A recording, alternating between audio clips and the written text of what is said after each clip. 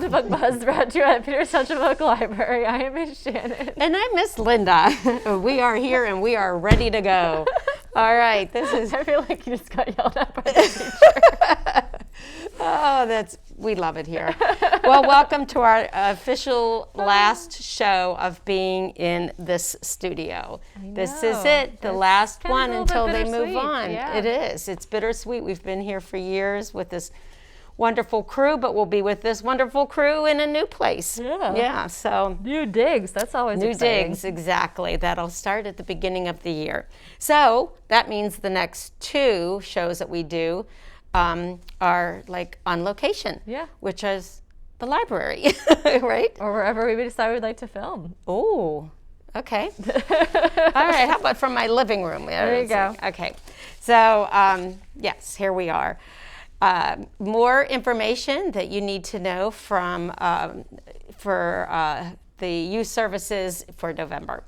And actually, we're going to hit a little bit of the beginning of December because some things are happening, boom, boom, boom. Mm-hmm. In the meantime, have I got some book buzz info for you. Today's information is about our programming and what it's like to be a librarian right now. Librarians are marketing virtual humanities programs. This just came out hot off the press. It was written by Hannah Arata, ALA Public Programs Office. And I'm reading and talking about this for very selfish, wonderful reasons. And I'll get to that point. We reached out, this is the article, reached out to 10 librarians who specialize in program marketing and asked what they're doing to increase attendance at their virtual humanities programs. You have to know that this has been very different for us. Not having the programs in-house and having to do them all virtually really has been different. We've learned a lot, thinking outside of the box. There's some things that we're going to continue to do virtually. But we sure look forward to having everybody back in where we can do programs live. But in the meantime, these are what these librarians are doing, which includes us, to reach out. The first thing, we are amping up emails. I know that we definitely are amping up. Libraries are opening up. They said a lot of libraries used to do them every now and then, send out a email with like newsletters. And we're so good at that. We have a wonderful newsletter. And I bring that up because if you're not on our email list for newsletters, you should get on it. All the information. Also, a lot of targeting is going on where it's kind of, it's marketing. It's just marketing, making sure that we hit your niche of what you're looking for and what you like. Whether it's specific books or topics or whatever, kind of keeping an eye on what's working and what isn't working. Here's another issue, and we've already had this problem at the beginning, and I feel like we've got it a little bit resolved, making the events calendars clear to whether the program is in person or virtual. Now, right now, you might as well assume everything is virtual because it is. Right. We can't do programs right now in person, but we have had more at the beginning than I think is happening now. Yeah, in the summer we had people show up for our story time, and it did say virtual on the subscription, but people I think were also just so excited to be able to come to the library. That Exactly. Like, we're here for the story time. I'm like, okay, we'll go home and watch it then. Okay, go home. Yeah, which was really, really disappointing because of course. Like, I would love to be able to do a story time right now. We just can't. There's not a safe way to do that at this time. Nope. So assume virtual.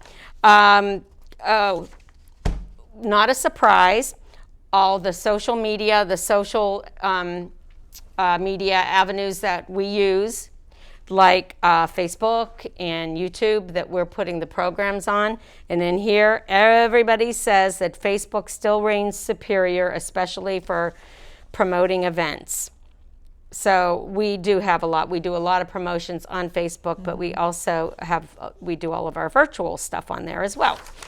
Okay. Also, word of mouth more than ever.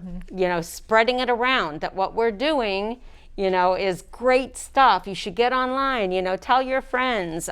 We still need to spread the word. Also, getting like our board members involved and our county members of spreading the word of the wonderful things that we're doing. There was a question and a concern, which I believe is a real concern. I have to admit, I have it to an extent as well, is virtual fatigue. Yes, everybody is just feeling we've done more virtual and online everything than ever before, and it gets, well, I hate to say tiring because we want you to still watch us, but it's a lot. Yeah, and even on our end, it's a lot to. It is, which is why we're taking like little breaks to kind of refresh and regroup. And it's a lot, and you do get the fatigue. Okay, here. This is the moment that we've been waiting for. This is why I'm reading about what we're doing to make sure that we're marketing and getting out to you. We are asking what patrons want, and we are trying to deliver. So let me read this paragraph. I'm going to read it to you. Have you surveyed your patrons lately? Creating a survey with a website like SurveyMonkey can give you valuable insight. In early April, we surveyed our adult patrons to learn what type of virtual programming they would watch on social media, says Carrie Weaver, Public Relations Coordinator at Peters Township Public Library in Pennsylvania. We sent out a one-question multiple-choice survey and received 725 responses. That proved to be an excellent guide for our limited library staff working from home. So, yay, Peters Township. Yep. Miss Carrie got mentioned. She does an amazing marketing job for us. For the library and for the whole community. And, and I can't imagine, that's not an easy job because she's doing it for every single department in our library. And when you're even dealing with our department, and all of the stuff that we have going on and all the mistakes we make with giving her the wrong date or saying it's a Tuesday when really it's a Saturday or, all the mistakes that we make or descriptions that aren't really saying it or on and on and on and on that she puts up with from us. And yet she's always gracious and good and professional and she just gets the word out. She deserved to be mentioned in here. Yeah, she was interviewed. Yeah. It was really cool. And also seizing the moment, build programs that acknowledge and build on the important issues that we are facing in everyday life. We've always done that, whether it's been virtual or not. And again, the big thing, pushing through the fatigue. And knowing that libraries are now competing with everyone else's virtual content. Yeah. That's part of it too. We're not the only ones you're watching. I mean, we want to think that. Yeah, and celebrities are reading stories and it's hard to compete with Olaf. Online fatigue, a real challenge. Planning virtual events in the pandemic has proven to be a mad dash instead of a long campaign because things are changing so rapidly.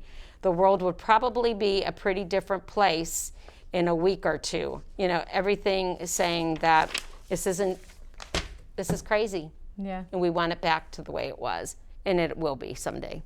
In the meantime, we're doing what we can do. Yeah. Yep. Keep watching us. All right. Keep watching us. That's my book buzz. Okay. All right. Yay, Carrie. Yes. Round of applause. Congratulations to Carrie Weaver for being interviewed by the ALA. Her. She is phenomenal. And actually that Linda recommended the newsletter. Carrie's the one that puts that together for us every single week. If you have, a child aged birth to 18, definitely recommend signing up for the Youth Services newsletter. It's all the stuff that we talk about on Book Buzz that we're doing at the library. Everything's in that newsletter with direct links to go ahead and sign up. It's real quick, easy to see what's going on, get registered, and you're done. You know what's going on. Have some great options of things and you to do. will be in the know. Yes, it's really, and it's always very professionally looking too. She does a good job with that. Yep. All right, so we are in November. I can't believe it. We're halfway through November. Nauseating. And which means we're getting close to Thanksgiving, which is crazy to think of any holidays right now during this crazy time. But we are having Thanksgiving, and the library will follow the normal holiday hours. Our hours are still different. You know, we're a little bit still restricted and limited on our hours. But our Thanksgiving hours are following pretty similar to years past. So we will close at 5 o'clock on Wednesday, the day before Thanksgiving. We are closed on Thanksgiving, and we are closed on the day after Thanksgiving on Friday. So spend that time with your families or whatever you choose to do. This Thanksgiving might look very different for you than other ones, but enjoy it however you can. Exactly. Enjoy it however you can and be thankful. And we are closed the 26th and the 27th. We're also, because we're closed on Sundays, we're going to be closed that whole weekend. Okay. So, which that's news to me, so I'm glad that we noted that. Yes, we are. Yes, it's all good.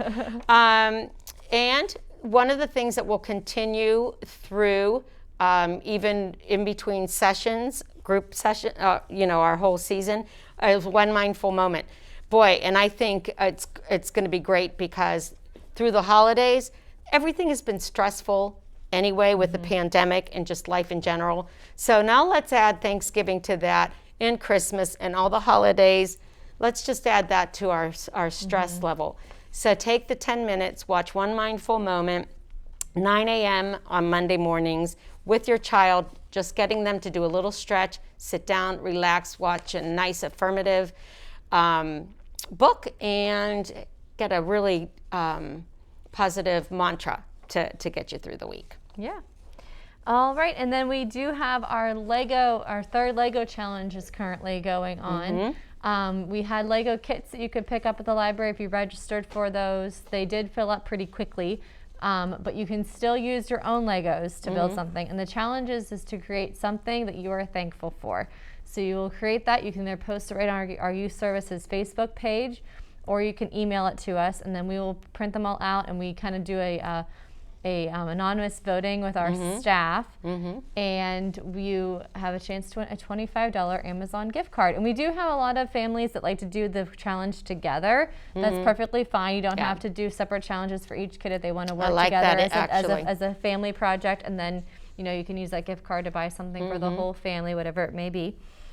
And so the deadline to submit is the 20th. That way we can contact our winners before the Thanksgiving holiday. So excellent. Yeah. Well, hopefully by now you have picked up your puzzle piece packet. If you haven't, and if there's still openings, I don't know. I don't have the list of who's registered for it. If you can register, do so and come and grab one. They need to be returned by the 21st so that we can hang them and make our thankful mural. Yeah. It's going to be different. There's something different that we're trying, so I hope that you do it and enjoy it. Right. Yeah. Very cool. All right, so we have our Take and Makes. We've been every Monday is Take and Make Monday, and that's an activity that's for all ages. We never know what it might be, but just come in anytime Monday, and we'll have something there for you to take.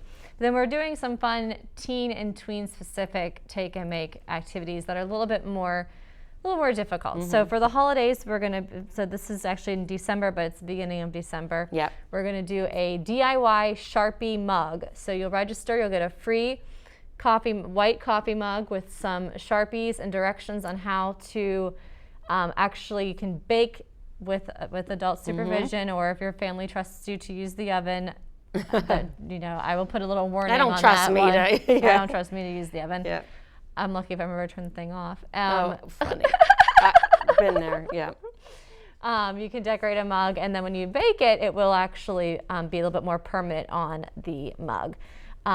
It's not dishwasher safe, but you can use it after you after it's been baked on there. Now, if you don't want to use it for actually drinking, if you just want to make a really cool mug to sit on your desk to put your pens in, then you don't have to bake it. But that's just some fun options for you. So you can start picking those kits up. We'll have DIY Sharpie mug kits available starting December 4th. And then they're yours to keep. And then excellent. So things are very different this year, but we're trying to bring back our traditions in any way that we can, whether it be virtual or otherwise. So the Elf on the Shelf program that's become very popular over the last few years. Love it, love it, love it. Is continuing. Yay. So we're doing it a little bit differently this year. Normally we'd have a large story time and activity program to kind of kick off the Elf's visit. We're not able to do it that way, but this year we're going to have an Elf on the Shelf story time via Zoom. So we'll do some songs and activities, and we'll read the Elf on the Shelf story. On Zoom, we'll also have some activity kits that you can pick up beforehand to do little crafts and things you can take with you, elf-related fun. And then we will be welcoming our elf to the library. And we're still going to let the kids have a chance to vote for the elf. So if you participate in this story time, you'll have a chance to vote for what name you would like the elf to be named, and then we will pick one of those names. And then from then on, anytime you come to visit the library, yes, the library is open, you can come and see where the elf might be, and then come up to the youth services desk and let us know that you found the elf, and we will put your name in for a chance to win a fun basket. Excellent. So I'm really excited about this. I'm glad we were able to still bring our elf back. Something that a tradition. Right. A tradition we can still do right now. Yes. Yes, I'm excited. I love that one too. The kids love it, coming in and looking for the elf. And then we pick for the prize basket I don't have a date on here, but kind of closer to the holidays. Right. And then we'll call you and you can come pick up your elf and holiday goodies. Yep. Very cool. So we're also mentioning some other holiday things that are coming up because they happen towards the beginning of December. So even when we do our December programs, these will be mentioned again. But right at the beginning, holiday Ornaments will air Monday the 7th. You will pick up your kit beforehand. Now these are traditional things as well. Every year I've always done family holiday ornament night. Well, just like Elf on the Shelf or all of our other programs, we can't do it in-house, but we are, I will film, of course, putting the ornaments together that you will get a couple of different ornaments, and you will have kits. So you'll pick up your kit and take them home, and at your convenience, anytime after it's posted on Monday, you can watch it and see how to do your craft. And then following another one, actually, it's always good for the stomach. I'm still going to do the holiday treats. You'll pick up a holiday treat packet. It will air on the 14th. We'll show how to put the things together, what I had in mind with it. Although once you're home with it, and I always say anything goes. Like, if it ends up looking like anything, it is what it is. You are the artists, and you are the. And then one more thing that we are going to add this year we haven't done, is a Hanukkah story time. So I'm just going to do, I even have the books, which are kind of funny. And don't make me have to sing I have a little dreidel, but I'm not going to. Look at this one. I love these books, like she swallows all this weird stuff. Yeah. How about this? I know an old lady who swallowed a dreidel. I mean, who doesn't love that? So, yes, we are going to read. I like on the back, it's like the American Gothic, but they're holding their menorah. Oh, yeah, exactly. That is funny. So, you know what? Tune in. It's during the season. It's going to be on the 11th to hear, I know an old lady who swallowed a dreidel, because you probably have not heard this story yet. Yeah, that's so a good let's one. have some fun with that. Yeah, and celebrate Hanukkah. That's very cool. Absolutely. Why not? Yeah. Okay. Very cool. All right, so let's talk about some books. So Okay. those are all our fun holiday activities. Oh, wait, this is time for me. Go ahead. Okay. So Linda's going to be your turkey. I have the same exact turkey headband. I pulled it out. It's sitting on my dresser. I forgot to bring it, so...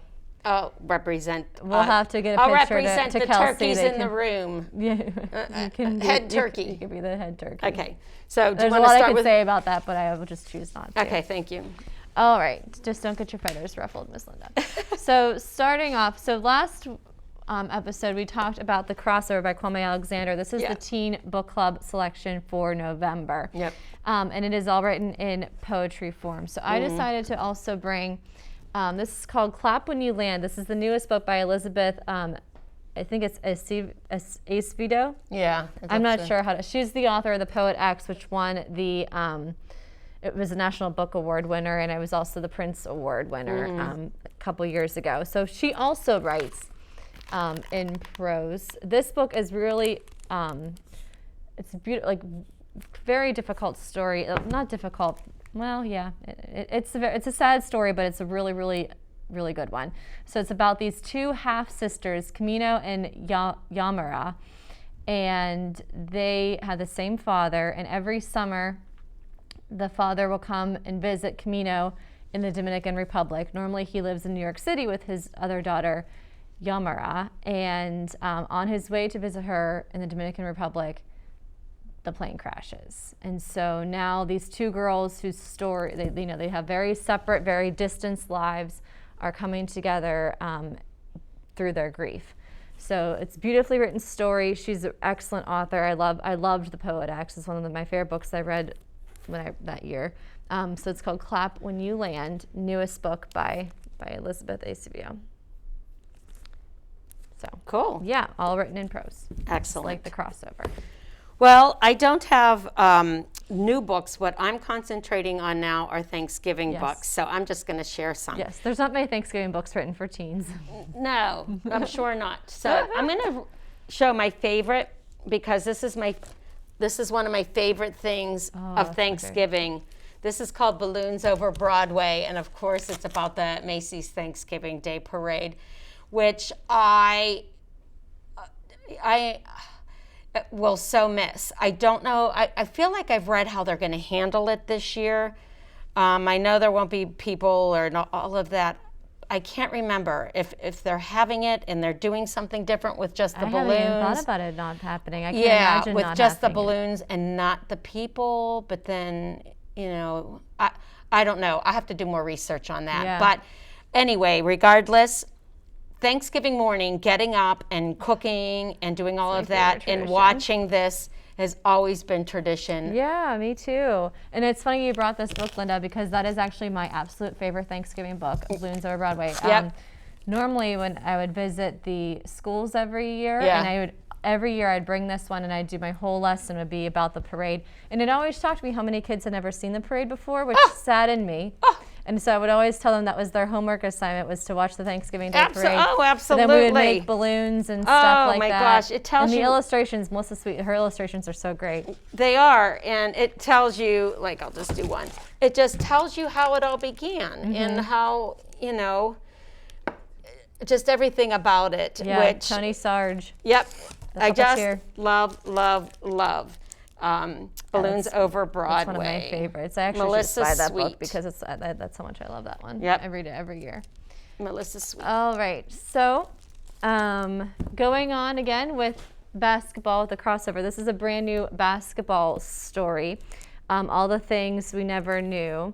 It kind of reminds me, there was a movie that was out when I was a teen called Love and Basketball, and this is kind of what it reminds me of, because it's about Carly, and she is just over playing basketball. She really doesn't want to play basketball anymore. But then Rex, he just really would like to just fall in love. But he's an extremely good basketball player. He's probably the ESPN's High School Player of the Year. He's never known his mom, and his dad actually blames him for his mom's passing. And he's just really very lonely and lost. And then one day their eyes just kind of meet across the basketball court, and there it goes. Love it, love and basketball. So really, really sweet story about first love and just all the things that can be difficult in life and life as a teen. So all the things we never knew. Brand new by Laria Taimani. Okay. I always pick the books with the authors whose last names I can't pronounce. I know. Yeah, we can really get tongue twisted on some of the authors' last names. But okay, I brought something. It is not a book, but I have a feeling that when I leave this building today that I'm going to get tackled because someone's going to want to steal it. okay? Just putting it out there, because this is sad too. This is the first year ever that major networks will not be airing. It's Great Pumpkin, Charlie Brown, and Charlie Brown Thanksgiving. Yep. Apple. Yeah, Apple Plus. Apple Plus is, they've bought the rights. They will be airing them. And it's crazy. It's like 66 years that it's not going to be on. Yep, or something it'll be crazy the first like that. time. So I looked, and the Great Pumpkin, the Great Pumpkin Charlie Brown is all of the copies are out. For these ones, for Charlie Brown Thanksgiving, we have we have quite a few, let's just say quite a few copies. At least 5, I think. And there were, more, I think more than that. But I know that they're all going to be gone and out and everything. So know that you can check them out for free. You don't have to pay for Apple Plus. You can check them out at your library. And I'm really, really sad that I always looked forward to when they were on TV. And it's funny because it's not like you can't watch it any other time of the year. You can watch it anytime you want or check out it's the tradition. Yeah. It's the tradition. Watching it on TV. Of knowing it's going to be coming on and just watching it at that time of the year. So. Yeah, my mom's going to be bummed. We've got you covered. All right. All right. Okay, so I have one more. How much time did she say we had left? I know. Okay. Let's read. Do you want to read? Yep. Yeah. Okay. Thank you, Thanksgiving. This is one of mine and Miss Linda's favorite Thanksgiving stories because it's really simple and we are simple people. It's by David Milgram. So we'll read it to the end. We wish you all a happy Thanksgiving. Yep. If we run out of time, that's fine. Wish you happy holidays. You'll get the gist of it. So, thank you for sending me, Mom. It's going out. Thank you, Warm Boots. My favorite. Thank you, music. Little birds are singing to her on her little walk. Thank you, Pretty Clouds. Aw. Thank you, rabbits. Thank you, Park. Aw.